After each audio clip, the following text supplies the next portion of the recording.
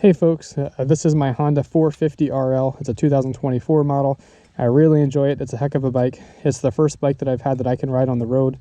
I don't ride it on the road a ton. I grew up on a dirt bike, but I've always wanted a bike that I can explore with. So I really enjoy this bike, especially on a fall day like this. A couple things I've done, so the only real thing I've done is I bought a new seat, concept seat, off of TacoMoto, which I really like. It's a really good seat. It's super comfortable over stock. That's the absolute first upgrade that I think needs to be done on this bike. I certainly would like to get a ECU at some point, and I would like to get a new FMF Q4 muffler that is a little bit more silent than the other options reportedly, but I do like to do stuff, and I like hunt with it, and I would like it to be more silent. But I really do enjoy this bike so far. I was considering a 300L model, but I hopped on one at the dealer, and honestly it wasn't as much fun. I like the torque of this bike, I like the grunt of this bike, and overall this bike seems to be a good option for me so far. I hope you guys enjoy the video of some nice fall riding. Thanks. So when it came down to it, I heavily considered getting the 300L and almost was tempted to pull the trigger on it, but I couldn't see spending, unless you're buying a used one, I couldn't see spending, about $6,000 or $6,500 on a 2025 300L and have to upgrade front suspension, back suspension, buy ECU and such, just to make it, something that's a lot of fun, where I, was able to get a 2024 model of this used with hardly any miles on it for, $2,500 more than what I would be buying a new 2025 300L. So to me, this seemed like the better way to go, and then you get more torque and more fun out of the gate and better suspension. So just food for thought. It depends on what you want and what's available in your area at the time, with now there being a recall on the 300Ls. But so there's a couple negatives with the bike. The stereotypical that's most known for this bike is the jerky throttle response. So when you go to give a throttle, the throttle's pretty jerky. When you go to let go of the throttle, it decelerates quite a bit. That is definitely a well-known gripe about this bike that is reportedly fixed with a new ECU. So that's why most people switch that out, as well as just for more torque. Another thing that certainly is with this bike are the intervals of maintenance. So from my understanding, I have to look, but the oil change is either 600 or 800. I think it's 800, which really isn't much, because it's a performance bike that's high compression. So my understanding, is that you're supposed to do that, but people do stretch it out further. At this point, I'm not going on long trips, so I don't really have a big gripe with that. It's not that big of a deal to me to change out the oil every 800 miles at this point. The first one really wasn't that bad. So, and then your valves, you're supposed to check them, I believe, every 1,800 miles. So that may be a different story. I haven't gotten quite there yet. So, and then the other, kind of last gripe that I will have or say is the gas tank. It really isn't that big. It's only 2 gallons. You can switch it out for an IMS, I think 3 gallon or 3.5 gallon, which is what I'll probably do at some point.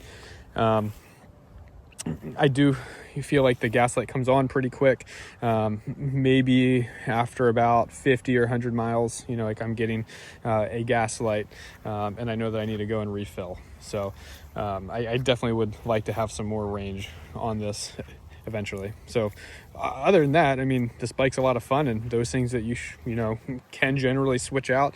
As far as the intervals, it's all depending on what you want to do with your bike, and for me, with what I'm doing at this time, that this works well for me.